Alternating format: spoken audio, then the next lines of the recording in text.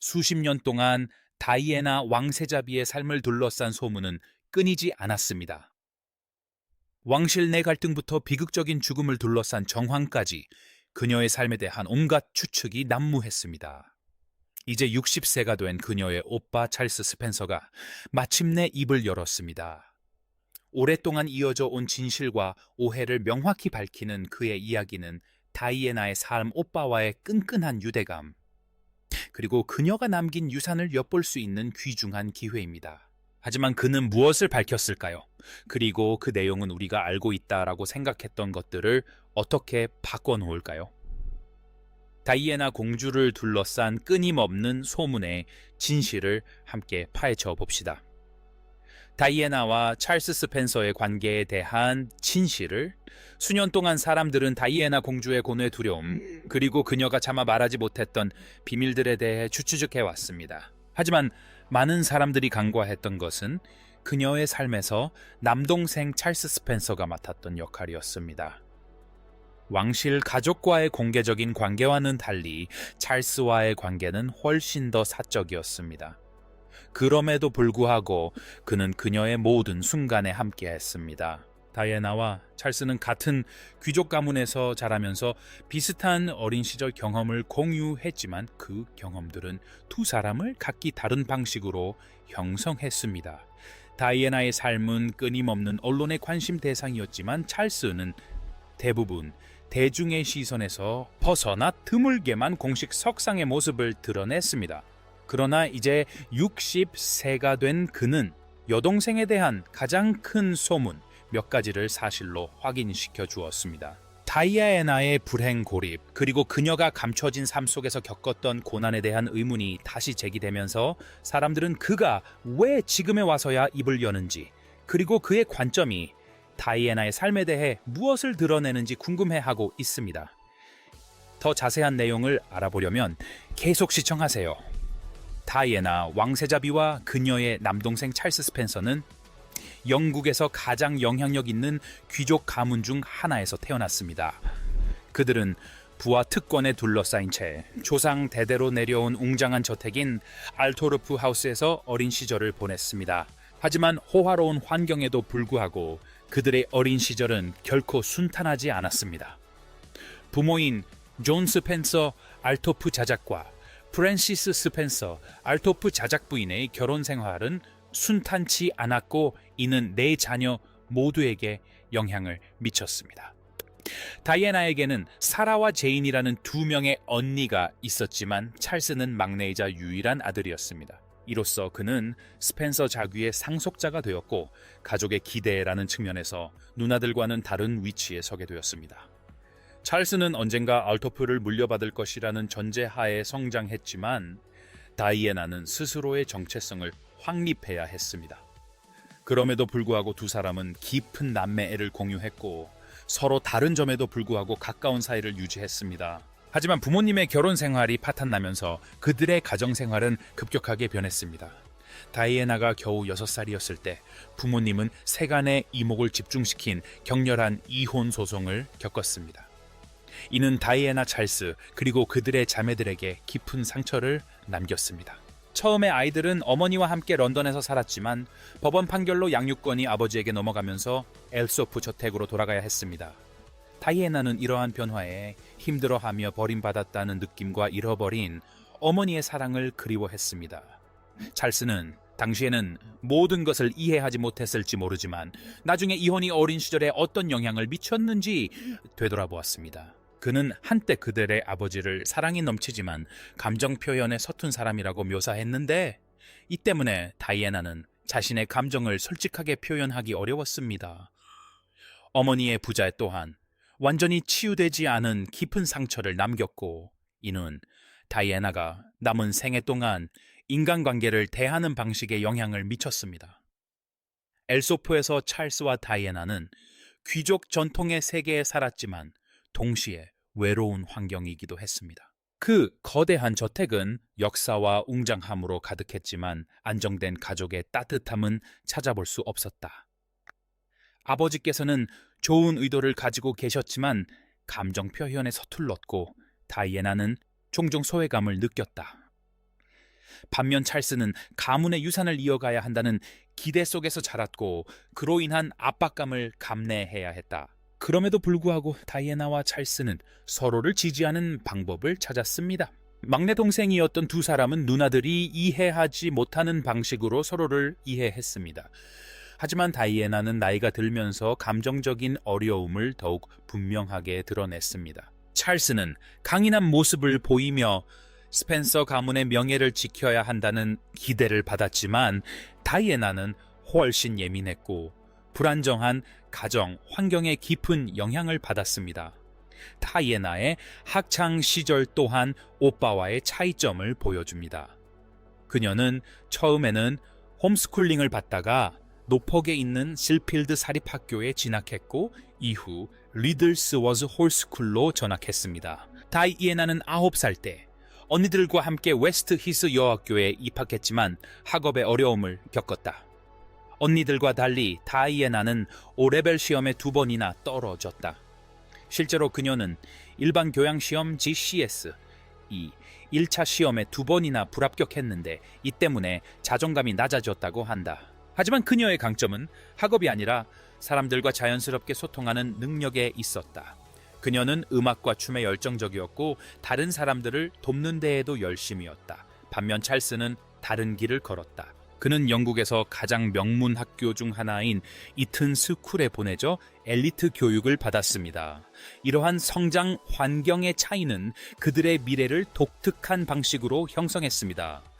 찰스가 알소프를 물려받을 준비를 하는 동안 다이애나는 세상에서 자신의 자리를 찾아야 했습니다. 하지만 서로 다른 길을 걸었음에도 불구하고 다이애나와 찰스는 가까운 사이를 유지했다. 찰스는 훗날 다이애나가 가족들과는 다른 따뜻함과 친절함을 지녔다고 회상했다.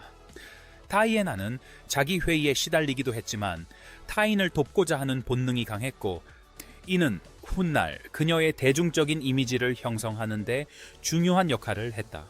국민공주가 되기 전부터 그녀는 따뜻한 마음씨와 사람들을 공감하는 능력으로 유명했습니다. 웨스트 히스에서 그녀는 공동체 정신과 배려심으로 인정받았는데 이는 찰스 왕세자가 항상 그녀에게서 존경했던 부분이기도 합니다. 웨스트 히스 사람들은 그녀가 주변 사람들을 편안하고 소중하게 여기는 특별한 재주가 있다는 것을 알아챘습니다. 힘들어하는 친구든 따뜻한 말 한마디가 필요한 직원이든 그녀는 언제나 곁에 있어 주었다. 그녀의 따뜻함은 사람들을 편안하게 해주었고 그것은 어린 시절부터 그녀를 남들과 차별화시키는 요소였다.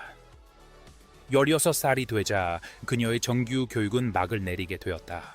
그녀는 스위스의 한 학교에서 짧은 시간을 보냈지만 자신에게 맞지 않는다고 느꼈습니다. 단 한 학기 만에 런던으로 돌아와 새로운 삶의 단계를 시작할 준비를 했습니다. 부모의 재산에 의존했던 많은 귀족 가문 여성들과는 달리 다이애나는 스스로 자립하고 싶어 했습니다. 그녀는 친구 2명과 함께 살면서 생계를 유지하기 위해 여러 가지 일을 했다. 처음에는 무용 강사로, 그 다음에는 유모로, 나중에는 유치원 교사로 일하는 등 다양한 방식으로 아이들과 함께 일했다. 이러한 직업들은 다른 사람들에게는 특별해 보이지 않았을지 모르지만 그녀가 아이들을 얼마나 사랑하고 돌보는 것을 얼마나 즐기는지를 보여주는 것이었다. 왕실의 일원이 되기 훨씬 전부터 그녀는 전 세계적으로 사랑받을 만한 따뜻한 마음을 보여주었습니다. 다이애나는 독립적인 삶을 살아가면서도 가족, 특히 오빠 찰스와 가까운 관계를 유지했습니다. 두 사람은 늘 끈끈한 남매, 애를 자랑했고 삶의 방향은 달라졌지만 그 유대감은 변함없이 이어졌습니다. 찰스는 두 사람의 관계에 대해 공개적으로 이야기하는 타입은 아니었지만 다이애나가 필요로 할 때면 언제나 곁에 있어 주었다. 다이애나의 삶은 계속 흘러갔지만 그녀는 자신이 전혀 예상치 못한 방식으로 모든 것이 바뀔 줄은 꿈에도 몰랐다. 1977 연겨우 16살이었던 그녀는 찰스 왕자를 처음 만났다. 그렇다면 다이애나 스펜서는 왕자님을 처음 만났을 때 무슨 생각을 했을까요? 1981년 당시 찰스 왕세자와 다이애나 왕세자비의 결혼식은 TV 역사에 한 획을 그었습니다. 두 사람의 만남은 찰스 왕세자가 손님으로 참석했던 엘소프 하우스에서 이루어졌습니다. 당시 다이애나는 어리고 수줍음이 많았습니다. 찰스는 이미 잘 알려진 인물이었다. 두 사람의 첫 만남은 짧았지만 결국 두 사람의 삶을 바꿔놓을 순간이었다. 몇 년 후 두 사람은 다시 만났고 이번에는 모든 것이 달라져 있었다. 다이애나는 더 이상 수줍은 10대 소녀가 아니었고 찰스 왕자는 그녀를 새로운 시각으로 바라보기 시작했습니다. 두 사람은 데이트를 시작했고 곧 그들의 관계는 왕실 역사상 가장 화제가 된 러브 스토리 중 하나가 되어 전 세계 사람들의 관심을 사로잡았습니다. 하지만 그 이후에 벌어진 일들은 더욱 흥미진진했습니다. 찰스 왕세자와 다이애나비의 교제 이전, 찰스 왕세자는 다이애나비의 가족, 특히 그녀의 남동생 찰스 스펜서를 이미 만난 적이 있었습니다. 스펜서 가문은 사회적으로 영향력이 큰 가문이었고 찰스 스펜서는 영국 귀족 사회에서 성장했습니다. 그는 다이애나비와 가까운 사이였으며 비록 찰스 왕세자를 다이애나비에게 직접 소개시켜 준 것은 아니지만 그녀의 삶 곳곳에 깊이 관여했습니다. 한때 찰스와 교제했고 나중에는 두 사람을 이어준 장본인이라고 주장했던 누나 사라와는 달리 찰스 스펜서의 역할은 달랐습니다. 그는 두 누나를 존경했다고 전해집니다. 사실 찰스를 10대였던 다이애나에게 소개한 사람은 바로 사라였습니다. 두 사람이 결혼하기 몇 년 전의 일이었습니다. 돌이켜보면 그는 모든 일이 어떻게 전개되었는지 그리고 누나가 왕실 생활에 발을 들여놓는 과정을 직접 목격했습니다. 1980년경 찰스와 다이애나의 유대감은 더욱 깊어졌습니다. 두 사람은 교회에서 열린 주말 모임에 초대받았고 이때부터 찰스는 다이애나에게 진심으로 관심을 보이기 시작했습니다. 얼마 지나지 않아 그는 다이애나에게 왕실 요트 브리타니아 호를 타고 함께 항해 여행을 가자고 청했습니다. 두 사람의 관계는 빠르게 발전했고 벨모럴 성 방문으로 이어져 다이애나는 왕실 가족에게 소개되었습니다. 여왕 필립 공 그리고 왕대비 모두 다이애나가 찰스에게 적합한 배우자라고 생각했고 이는 찰스가 그녀에게 구애를 계속하도록 격려했습니다. 1981년 2월 6일 그는 윈저성에서 청혼했습니다. 다이애나는 청혼을 받아들였지만 두 사람은 2주 넘게 약혼 사실을 비밀로 하기로 했다. 공식 발표는 1981년 2월 24일에야 이루어졌다. 찰스와 약혼한 후 다이애나는 보육교사 일을 그만두고 엘리자베스 여왕의 어머니인 퀸 마더의 저택인 클래런스 하우스로 이사했다. 얼마 후 그녀는 버킹엄 궁으로 거처를 옮겼습니다. 하지만 그 화려함에도 불구하고 그녀는 그곳에서의 삶이 극도로 외롭다고 느꼈습니다. 왕실 전기작가 잉그리드 시워드에 따르면 다이애나는 고립감과 새로운 역할에서 오는 엄청난 압박감에 힘들어했습니다. 미래의 왕과 결혼을 준비하고 있었음에도 불구하고 그녀는 이전에는 느껴보지 못했던 제약들을 갑자기 느끼게 되었다. 하지만 그녀는 또한 역사를 만들었다. 3세기 만의 영국 혈통으로는 처음으로 왕위 계승자와 결혼한 여성이었기 때문이다. 그녀는 약혼 전에 유급 직업을 가졌던 최초의 왕실 약혼녀였습니다. 찰스와 함께 공식 석상에 처음 모습을 드러낸 것은 1981년 3월 자선 무도회였으며 그곳에서 모나코의 그레이스 공주를 소개받았습니다. 몇 달 후인 1981년 7월 29일 그녀는 세인트 폴 대성당에서 찰스와 결혼식을 올리고 공식적으로 웨일즈 공주가 되었습니다. 이 결혼식은 역사적인 사건으로 약 60만 명의 관중이 거리로 쏟아져 나와 신랑 신부를 보기 위해 몰려들었습니다. 한편 전 세계 7억 5천만 명이 TV로 생중계된 결혼식을 시청했습니다.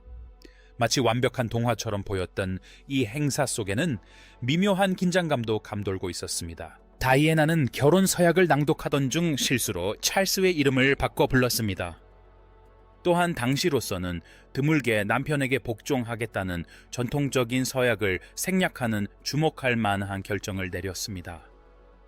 그녀의 웨딩드레스는 9,000파운드, 약 4,068kg에 달하는 것으로 추정되며 25피트, 약 7m 길이의 화려한 트레인이 특징이었습니다. 다이애나 공주의 웨딩드레스는 그 시대의 전형적인 신부 드레스의 모습을 보여줍니다.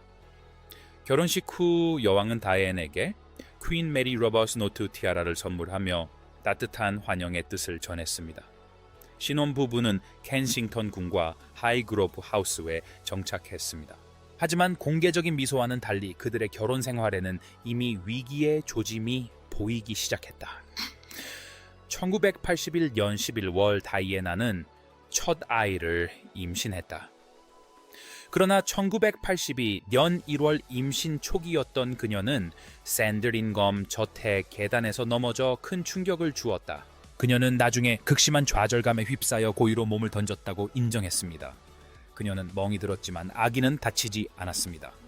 1982년 6월 21일 그녀는 윌리엄 왕자를 낳았습니다. 출산 후 다이애나는 산후 우울증을 겪었는데 당시에는 널리 알려지지 않았던 질환이었습니다. 그녀는 감정적으로 매우 힘들었지만 과거 왕실 전통과는 다른 방식으로 아이를 키우기로 결심했습니다.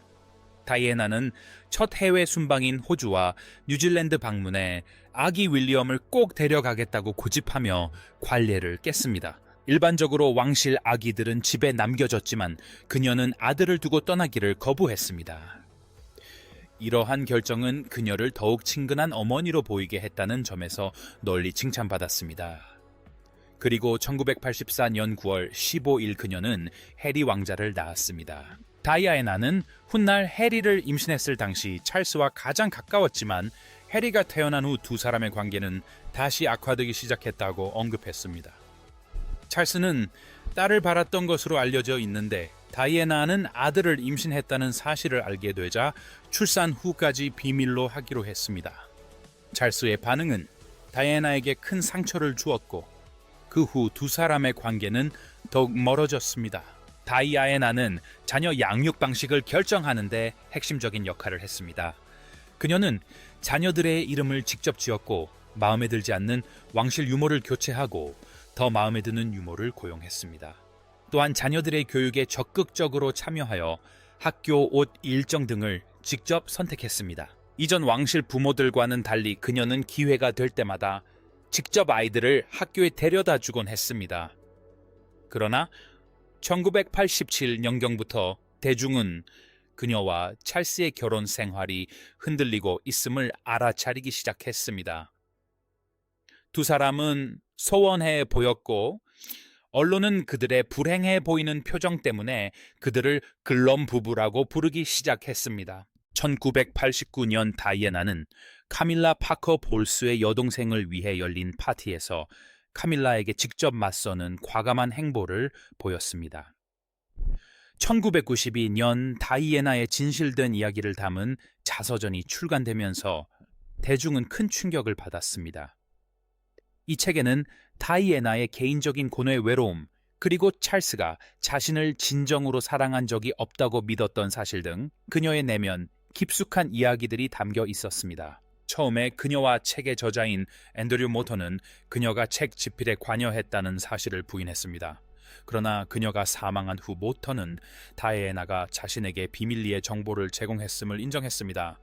같은 해 후반 다이애나가 제임스 길비와 통화한 개인 전화 녹음 파일이 유출되어 더욱 큰 논란을 불러일으켰습니다. 하지만 스캔들은 거기서 끝나지 않았습니다.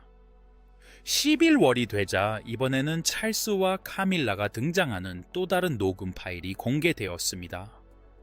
카밀라 게이트로 불린 이 녹음 파일들은 많은 사람들이 짐작했던 대로 찰스와 카밀라가 수년간 불륜 관계를 유지해왔다는 사실을 확인시켜 주었습니다. 하지만 찰스와 카밀라의 관계는 찰스가 다이애나를 만나기 이전으로 거슬러 올라갑니다. 찰스가 다이애나와 결혼하면서 두 사람의 연인 관계는 잠시 중단되었지만 실제로 얼마나 오랫동안 떨어져 지냈는지에 대해서는 논란이 있었습니다. 또한 다이애나는 모턴의 저서에 실린 녹음 메시지에서 찰스와 카밀라의 친밀한 관계를 오래전부터 의심해왔다고 밝혔습니다.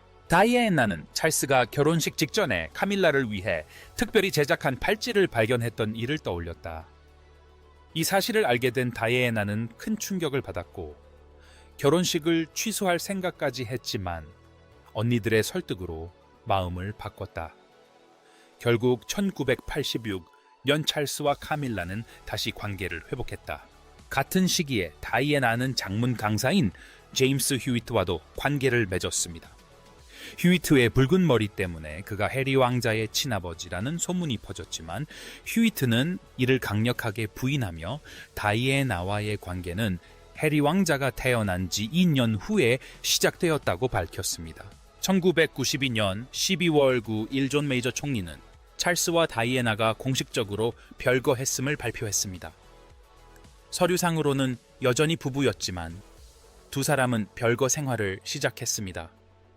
다이애나는 훗날 휴이트와의 관계 이전에 경호팀의 일원이었던 베리 매니크를 깊이 사랑했었다고 밝혔습니다. 그가 갑자기 전출되었을 때 그녀는 상심했습니다. 몇 년 후 그녀는 개인 녹음에서 그를 위해 모든 것을 버릴 생각까지 했었다고 고백했습니다.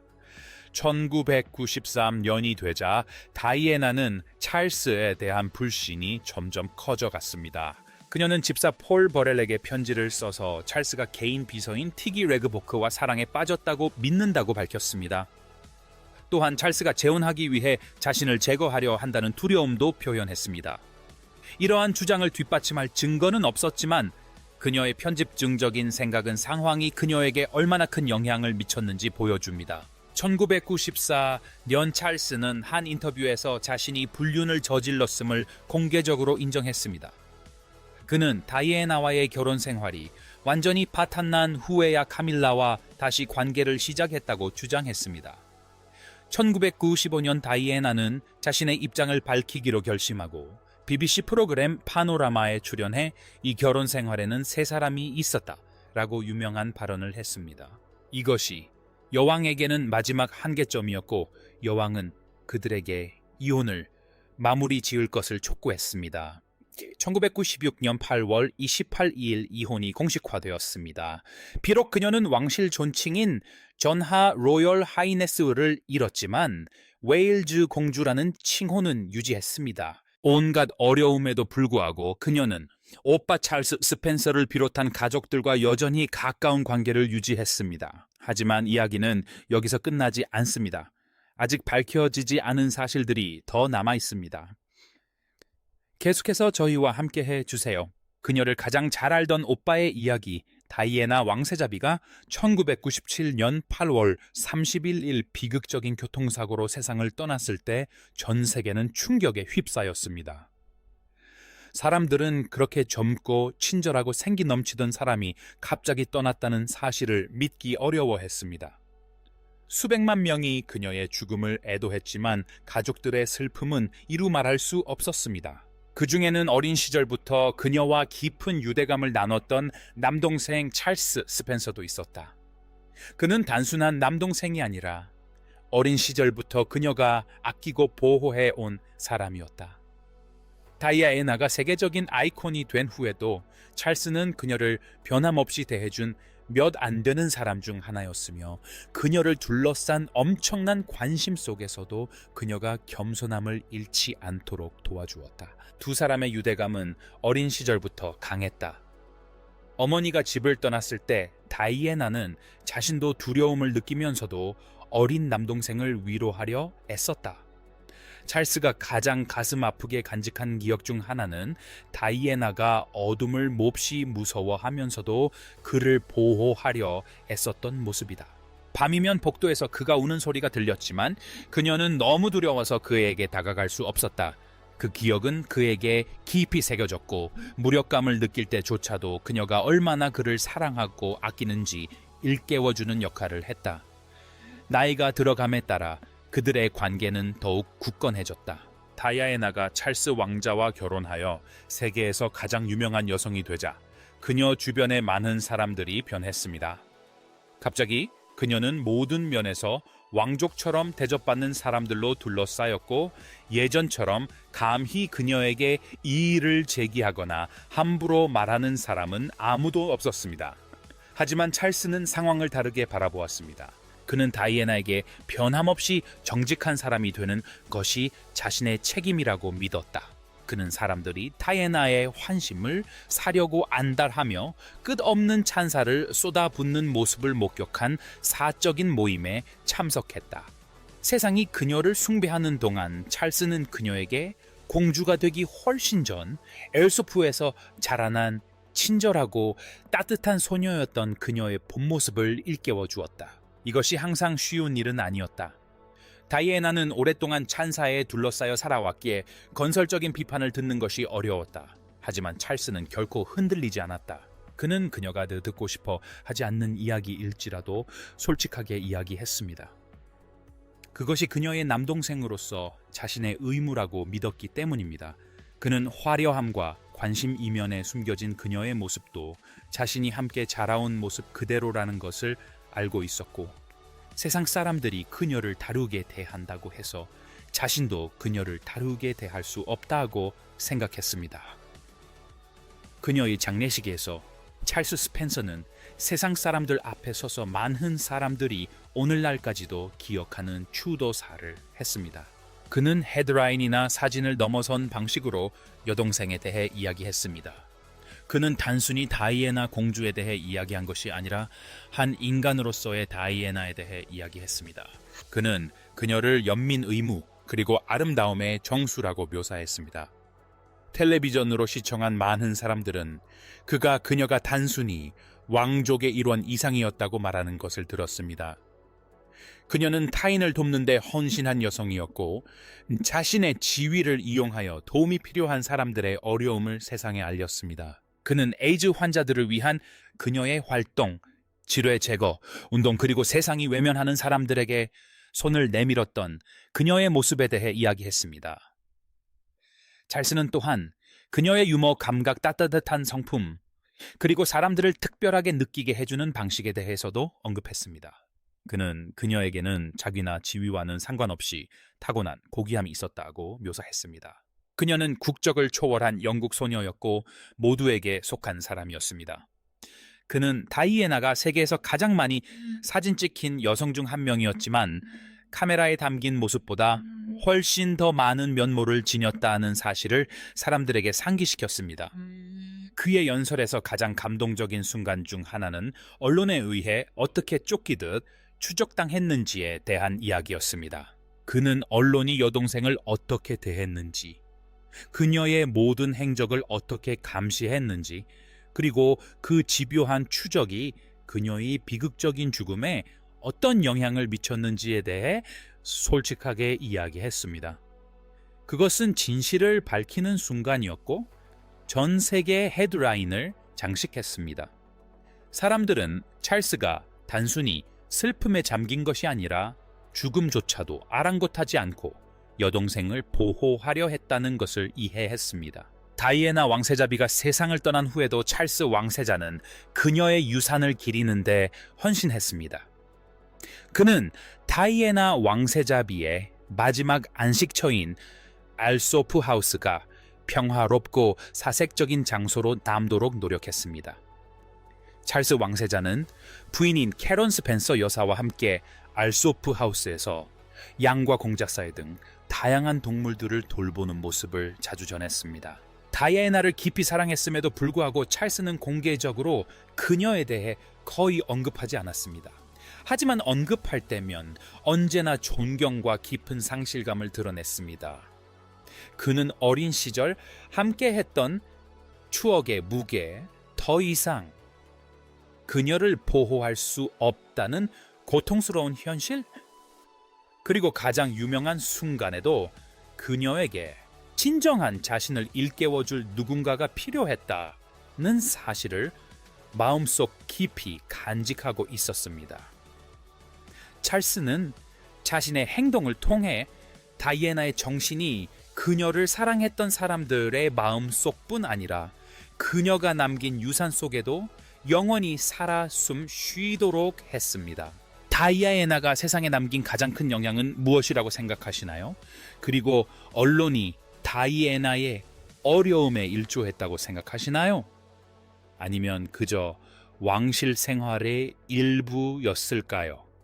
아래 댓글란에 여러분의 생각을 남겨주세요. 이 영상이 마음에 드셨다면 좋아요, 공유, 그리고 채널 구독 부탁드립니다. 화면에 보이는 다음 영상도 클릭해 주세요.